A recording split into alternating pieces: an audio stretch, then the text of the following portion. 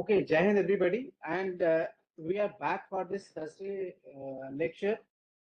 In fact, I am personally so fond of this effort that I had to, cut short my commitment in space event which is being conducted by ISPA in Manisha Center. And we also had the privilege of an expert and a good friend who will be the speaker today. And the credit also goes to DDG, who also synergize this effort of a country-based or theme-based effort. Though we shall make certain amendments as we go ahead, maybe we can keep one of the Thursdays for our the serious current events as they happening in Iran and Israel. So today you'll be hearing a lot more about the PLA. And maybe because of this focused effort, there are a number of writers who are approaching us for publication of their books through us on China, which has happened. At least 2 books have come in this month. So without taking much of time, I'll request Dhanashri to introduce the speaker so that we start hearing the pulse of wisdom. Thank you, sir. Lieutenant Colonel JS Sodhi, retired, is a veteran from the Bombay Sappers, Corps of Engineers of the Indian Army with over 21 years of service. He was commissioned into the Corps of Engineers in 1991. The officer has served with distinction in almost all geographical regions of the nation. He took PMR, premature retirement, in 21 years of dedicated service in uniform, during which he was awarded with the General Officer Commanding in Chief's Commendation Card in 2007 and the Chief of Army Staff's Commendation Card in 2013. He is the founder editor, Global Strategic and Defense News in India and the world in the field of geopolitics and defense. He is an international media personality and world-renowned geopolitical and defense analyst who features in the World Book of Records, London, and the India Book of Records for his work in media. He has written multiple articles in Indian and foreign print media publications and regularly appears on various Indian and international news channels for discussions. He has taken part in numerous international and national conferences on geopolitics and defense in India and abroad. He is the awardee of many awards during his service in the Indian Army and now in media too. He has authored the book China's War Clouds, The Great Chinese Checkmate. Lieutenant Colonel JS Sodhi is panel member and advisor at National Commission for Minorities, Government of India. Jai Hind, ladies and gentlemen. It is my honor and privilege to be speaking today in CENJOWS. My immense gratitude and heartfelt thanks to Major General Ashok Kumar sir and Brigadier Colonel Ranjit Singh for having given me the opportunity to air my views. The PLA modernization from demonstration, absorption to execution of reforms. In 1996, when the third attempt by China to annex Taiwan ended in a failure, which is known as the Third Taiwan Strait Crisis, for the next 3-4 years, the Americans did a lot of studies that why the Chinese could not succeed for the third time. And they came to one of the various conclusions. One was that the Chinese did not have a strong navy to match on the American naval might. So in the year 2000, a famous joke in the corridors of Pentagon was that if the Chinese had to reach Taiwan, they had to swim across the Taiwan Strait. And the Americans were pretty sure that the Chinese can never reach Taiwan in their warships. On 14th October 2006, when the American aircraft carrier USS Kitty Hawk was sailing in the East China Sea, flanked by 12 destroyers and frigates and some attack hefters and fighter aircrafts on top of it. Suddenly, in the middle of this entire flotilla, a Chinese submarine emerged. And the Americans were totally shocked. The ripples which the Chinese submarine created in water there reached right up to Pentagon. And the Americans realized that now the Chinese are pretty near in the naval superiority. In 2015, China officially became the country with the biggest navy. From a country which was pretty poor when the Civil War ended in 1949, to a country which is now one of the three superpowers, the other being Russia and USA. Well, they have planned the entire journey from being totally written off to what they are today.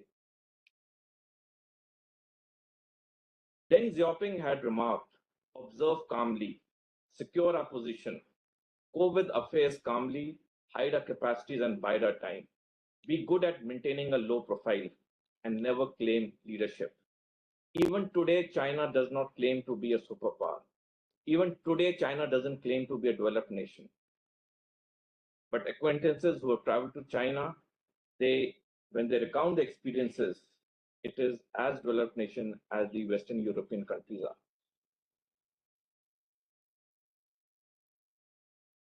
My talk will be in 5 phases.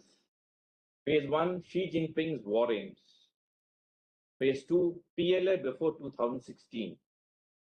The PLA defense reforms of 2015 and 2024. Incorporation of artificial intelligence. And finally, the last phase would be lessons learned. Coming to phase 1, that is Xi Jinping's war aims. In the Gulf War of 1991, when Iraq had annexed Kuwait and the Americans launched a 42-nation multinational coalition force, this war was won in a very short time. And one of the things that stood in this war was that for the first time, computers were used in a big way to plan military operations. There were air forces of 42 nations involved in this operation, Operation Desert Storm, and every day more than 1,000 air sorties were planned and conducted by the fighter aircrafts. And all this was done by computers. In 1999, on 17 January, exactly 8 years after the Gulf War had started, a book was published by two Chinese Army colonels. The book's name was Unrestricted Warfare, China's Master Plan to Destroy America. If I have to sum up this book in one line, it is anything that can be weaponized will be weaponized. And this book was scoffed off by the Americans for many years. But now in most of the American military formations and training academies, this book is a compulsory read. Consequent to the success in the Gulf War, the Americans came up with the full spectrum operations doctrine of 2001, which said that the modern wars will be fought in all 6 domains: land, sea, air, cyber, electromagnetic spectrum, and space. After Xi Jinping was elected as the General Secretary of the Chinese Communist Party on 15 November 2012, he was clear that with the enormous economic power that China had, it was now the right time to fulfill China's military aims. 3 days after he was sworn in as the General Secretary of the CCP, he coined the slogan China Dream on 18 November while visiting the Chinese Museum in Beijing, in which he propounded that China should become a prosperous nation, a developed nation by 2049. After he was sworn in as China's president on 14 March 2013, the first country he visited abroad was Russia 6 days later. In the meeting with President Putin, Xi Jinping discussed his Belt Road Initiative, which was earlier known as One Belt, One Road. Though on the face of it, this initiative was for economic prosperity, but hidden in it were the defense aims. And on 7th September, when he visited Kazakhstan, he announced the road part of the BRI. And on 3rd October, when he visited Indonesia, he announced the maritime part of the Belt Road Initiative. Inbuilt in this was the CPEC, the China-Pakistan Economic Corridor, as the alternative to the Malacca dilemma, which we all are aware of. Now, four statements merit attention before we discuss the changes in PLA.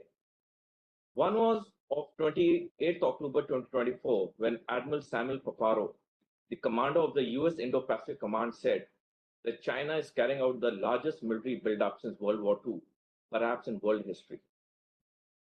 We also have to see this statement in the backdrop that when China knows that no country will attack it, why would it keep on increasing its military power year on year? It is clearly because they have very clear military aims. On 7th January last year, Air Chief Marshal A.P. Singh, Chief of the Air Staff of the Indian Air Force, expressed concern over the increased militarization by China and Pakistan and the pace at which technology is growing at a very rapid pace in China. 17th March last year, General Upendra Dwivedi remarked that two-front war on India is no longer a possibility, it's a reality. And a few months later, on 8th July, General Anil Chauhan, Chief of Defense Staff, stated that the convergence of interest between China, Pakistan, and Bangladesh will have implications for India's stability and security dynamics.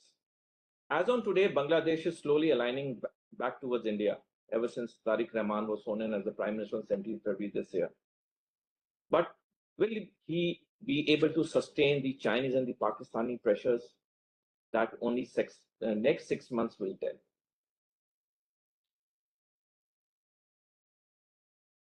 On 4th December last year, the Americans released their National Security Strategy 2025, which clearly said that Russia and China are not adversaries to USA. USA only has one adversary, that is Iran. And this national security strategy of the Americans also spoke the world being divided into three spheres of influence, one for each of the three superpowers. What it meant was that Trump had no intentions of getting entangled in any military conflict, either with Russia or with China. 2 days later, when the Pentagon submitted its annual report to the US Congress on the military and security developments involving China, it spoke of three immediate military aims for China, or the core interests for China. And thus, Xi Jinping's three military aims during his tenure, which he has about 10, 11 years more to go, keeping in view his age, are Taiwan, Spratly Islands, and Arunachal Pradesh. With this as the backdrop, Xi Jinping started working on modernizing and transforming the PLA. Coming to phase two, that is the PLA before the year 2016. The organization chart of PLA before 16 is on the slide. It was more of a hodgepodge arrangement where they had a general armaments department, a logistics department. Their commands were divided into 7 military regions named after the cities in which their headquarters were located. Now, what was important was the 7 military regions, as they called it. There were Shenyang, Beijing, Lanzhou, Xinjiang, Nanjing, Guangzhou, and Chengdu. This is a map which shows that before 16, how the 7 military regions of China functioned, with the headquarters also shown on the screen. Shenyang was located in the Helping District, and its area of responsibility was the Korean Peninsula and Russia. The Beijing military region, with the headquarters in Beijing, had the area of responsibility as the capital region and the political leadership security. Lanzhou had the area of responsibility as Central Asia. Jinan had the area of responsibility of being the strategic reserves, as well as it functioned as a training command. Nanjing's area of responsibility was the Taiwan Strait. Guangzhou had the AOR as South China Sea and Vietnam, and Chengdu had the area of responsibility as India and the internal stability of Tibet.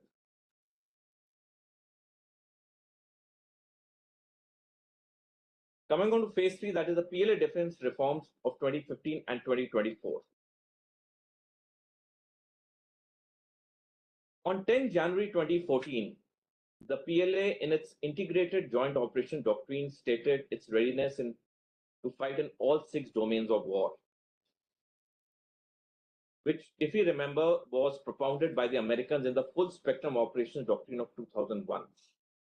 Till date, no military of any nation in the world has said that they are ready to fight in all 6 domains of war in any part of the world, except China, which it did on 10 January 2014. Now, this was just a year after Xi Jinping had taken over as the Chinese president. And thus, keeping in mind the importance of Taiwan for China, Xi Jinping ordered a central leading group for the military reforms to be formed on 15 March 2014. Now, the dates and the years are very important because we'll draw one important lesson at the end of the talk, keeping in mind the dates and the years. Few months later, on 28th October 2015, the military reforms were announced by Xi Jinping in the plenary session of the Chinese Communist Party. It just took about 6-7 months from March 2014 till 2015 when the reforms were announced. The theater commands were operationalized on 1st February 2016. Now, there was a problem that the Chinese were facing, that after the theater commands were operationalized on 1st February 2016, the troop movement could not take place because it involved large body of troops moving from one place to the other, which would have attracted a lot of international criticism. So the Chinese planned the game well. Under the garb of the Doklam crisis of 2017, which lasted for 73 days, as the international media was focused on what was happening between China, India, and Bhutan in Doklam, in this period, mass movements of the Chinese Army, Air Force, Navy took place as per the new theater commands, which the international media did not notice. They were stuck up only on the Doklam crisis. So the main aim of the Doklam crisis was not to gain control of that piece of land. It was to affect the movement of troops for the newly raised theater commands. So after 2016, when the theater command became operationalized, apart from the 5 theater commands, 2 important organizations within the PLA that were raised were the Strategic Support Force and the Joint Logistics Support Force. Because now China had realized that the modern wars that it is going to fight will be totally different than what had been fought in the earlier wars.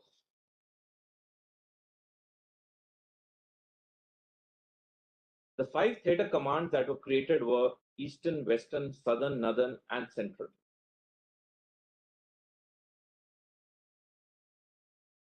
This is a map which shows the 5 theater commands of China, the area of responsibility, as well as the location of their headquarters.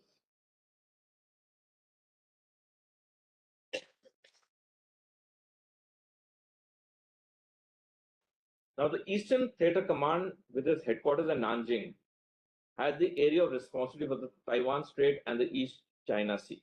For the Chinese, the first and foremost military aim is Taiwan, which they are supposed to attack in the end of next year. And this has been stated in the Pentagon report submitted to the US Congress on 23rd December last year.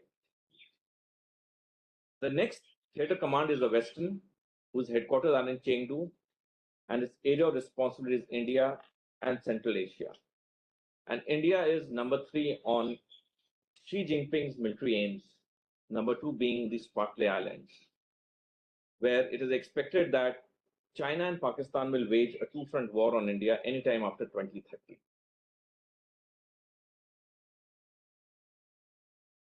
The Southern Theater Command has its headquarters in Guangzhou, and its area of responsibility is the South China Sea and amphibious operations against Taiwan. The Northern Theater Command has its headquarters in Shenyang, and its AOR is Russia, Korean Peninsula, Mongolia, and the Sea of Japan. and the Central Theatre Command has its headquarters in Beijing, with the AOR as guarding the capital city and training key leadership. Now, after the defense reforms of 2015 were successful and they were implemented from 1st of February 2016, Xi Jinping announced the next set of defense reforms for 2024, wherein the shift was from the platform-centric to the information-centric warfare. For this, he broke up the Strategic Support Force into three specialized forces: the Information, Cyberspace, and Aerospace Force. A lot of importance was laid on the artificial intelligence, cyber, space, and joint operations. And along with this was a strict anti-corruption campaign carried out by Xi Jinping, especially within the Ministry of Defense. Now, this anti-corruption campaign had a hidden agenda too. For any PLA general who was opposed to Xi Jinping's military aims, first being Taiwan, he was removed on the grounds of anti-corruption campaign. If we take back our minds to little in history, on 5th November 1937, Hitler summoned his top 6 generals and told them of his plan to invade Poland, which he said the war could start between 1938 to 1945 anytime. Out of the 6 generals whom Hitler had called, 3 opposed him. And within the next 3 months, all 3 were removed from command. This is a similar thing which is happening in the PLA. Any general who is voicing his protest is being removed on the pretext of the anti-corruption campaign. The strategic objective that Xi Jinping had behind the 2024 reforms were firstly that by 2027 be capable of major operations. And the first major operation that China will undergo is the war for Taiwan, which, like I said, is expected in the end of next year. By 2035, to completely modernize its armed forces, because by 2035, China would attempt 2 more of its military aims, apart from Taiwan, that is Spratly Islands and Arunachal Pradesh. And by 2049, become the world-class military power.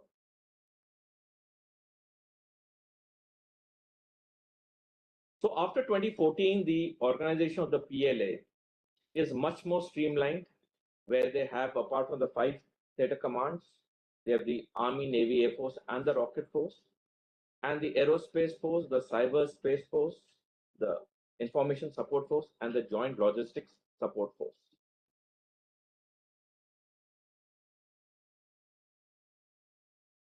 Coming to phase 4, that is incorporation of artificial intelligence.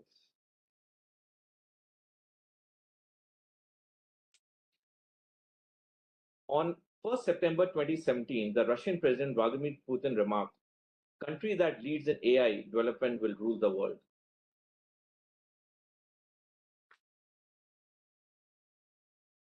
The world has seen 4 industrial revolutions.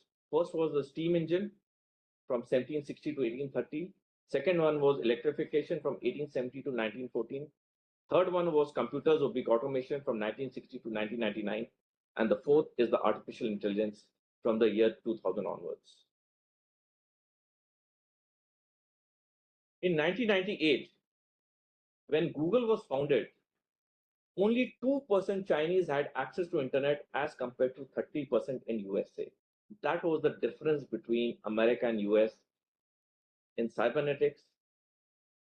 And see how China has leapfrogged by a giant leap, overcoming this big hindrance or big gap they had in 1998. In 1999, in Beijing was established the key laboratory of human-computer interaction. And in the same year in Shanghai, in the Chinese National Institute of Academic Sciences, a project was launched by the name International Mesoscopic Connectome Project. These 2 incidents or events had one aim, where the human mind was to be made compatible with the artificial intelligence. Few years later, in 2006, the National Medium and Long-Term Science and Technology Development Plan was launched by China, again with the aim of enhancing the AI development. In 2015, via the notification number 40 of the State Council, which said that it has a guiding options on positively promoting Internet plus activity, China once again brought in a lot of impetus for the development of AI.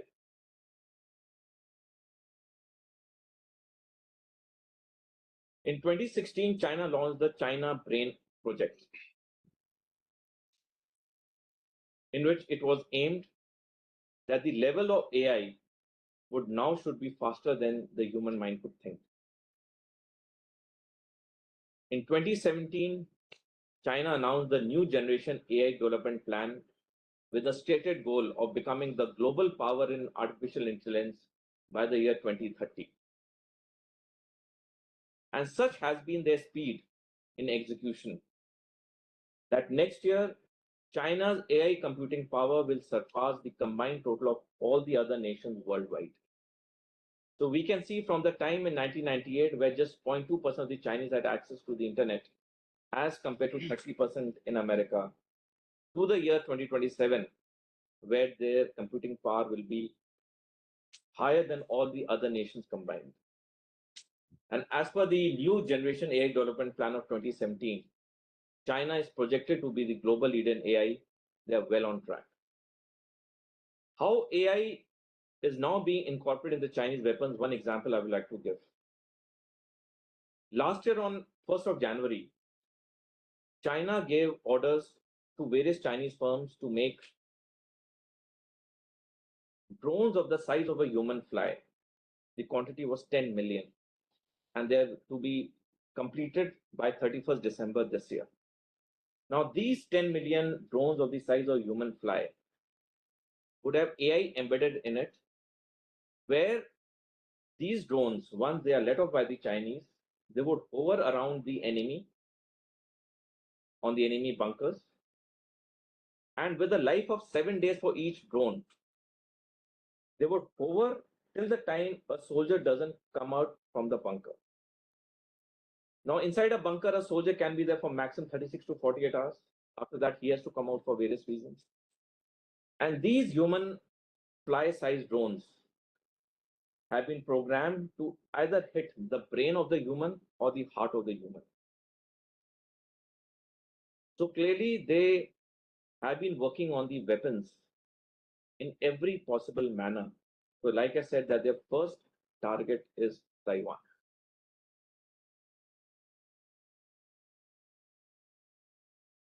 Coming to the last phase, that is the lessons learned. The first important lesson is that the reform should be top-driven and politically backed.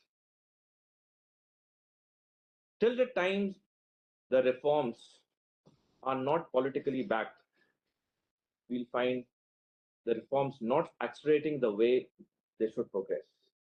There are many countries where reforms have been announced in the military domains, but they have withered away because the political backing was not there. Here, in China's case, everything came from the political leadership because they were very clear in their strategic aims, which comes to my next lesson learned.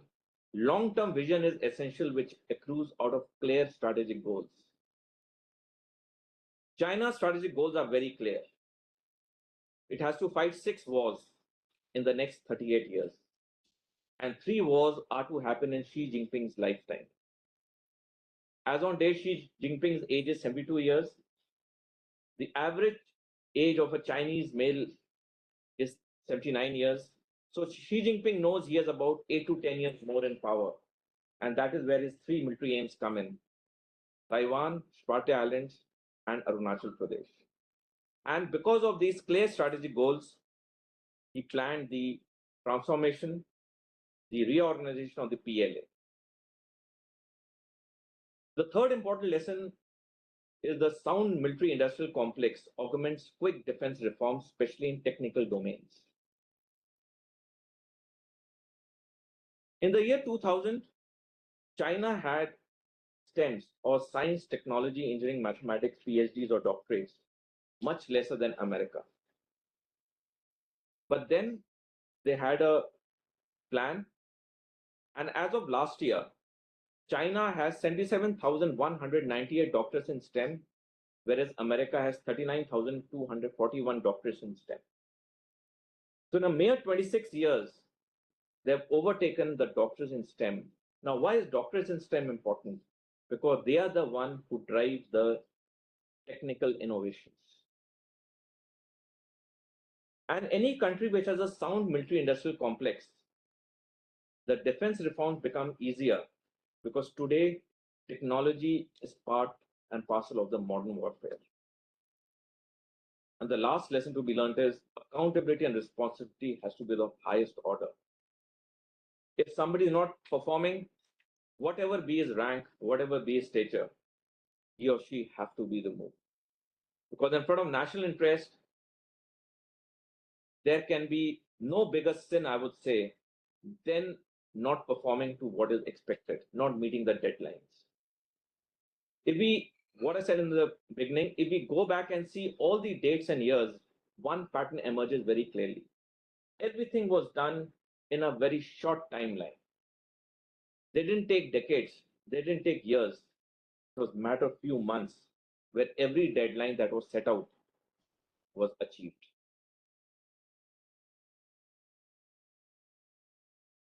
Finally, the last slide. Tom Landry had rightly said, setting a goal is not the main thing. It is deciding how you will go about achieving it and staying with that plan. The Chinese were clear what the plans were. The Chinese were clear what their strategic objectives were, and they worked backwards. Thank you so much.